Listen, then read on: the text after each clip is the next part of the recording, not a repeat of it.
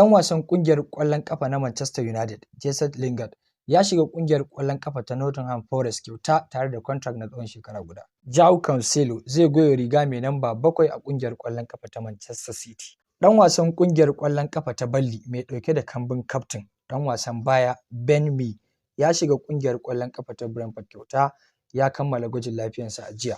Ƙungiyar ƙwallon ƙafa ta Juventus ta samu nasarar ɗaukar ɗan wasan ƙungiyar ƙwallon ƙafa ta Torino, Gleison Bremer, akan kuɗi euro miliyan 40 tare da contract na tsawon shekara 5.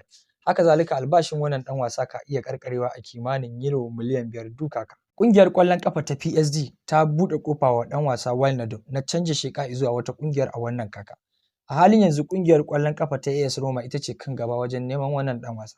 Suna dab da cimma yarjejeniya domin ci gaba da ɗaukar horo a ƙarƙashin mai horarwa Mourinho. A halin yanzu ƙungiyar ƙwallon ƙafa ta Chelsea ita ce kan gaba wajen cinikayyar ɗan wasan baya na ƙungiyar ƙwallon ƙafa ta Sevilla Koundé.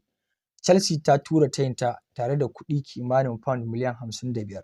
Ƙungiyar ƙwallon ƙafa ta Sevilla tana dab da amincewa da tayin ƙungiyar ƙwallon ƙafa ta Chelsea.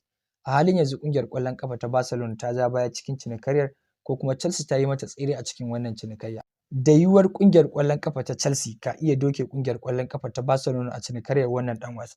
Sai dai har yanzu babu wata kyakkyawar amsa daga ƙungiyar ƙwallon ƙafa ta Sevilla zuwa ƙungiyar ƙwallon ƙafa ta Chelsea bayan miƙa wannan kyakkyawan tayi. Ɗan wasan ƙungiyar ƙwallon ƙafa ta Lyon, Dubois, ya canja sheƙa zuwa ƙungiyar ƙwallon ƙafa ta Galatasaray akan kuɗi kimanin euro miliyan 3 tare da contract na tsawon shekara 4. Daga ƙarshe ɗan wasan baya na ƙungiyar ƙwallon ƙafa ta Barcelona ya tafi zuwa Mexico. Ƙungiyar ƙwallon ƙafa ta Pumas sun cimma yarjejeniya da wannan ɗan wasa a satuttukan da suka gabata.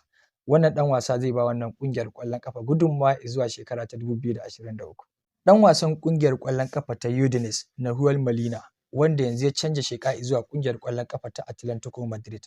A nan kusa ƙungiyar ƙwallon ƙafa ta Atlético Madrid za ta gabatar da wannan ɗan wasa a matsayin sabon ɗan wasa, wanda cinikayyar wannan ɗan wasa ta kammala bayan sanya ɗan wasan Atlético Madrid Perez cikin cinikayyar wannan ɗan wasa.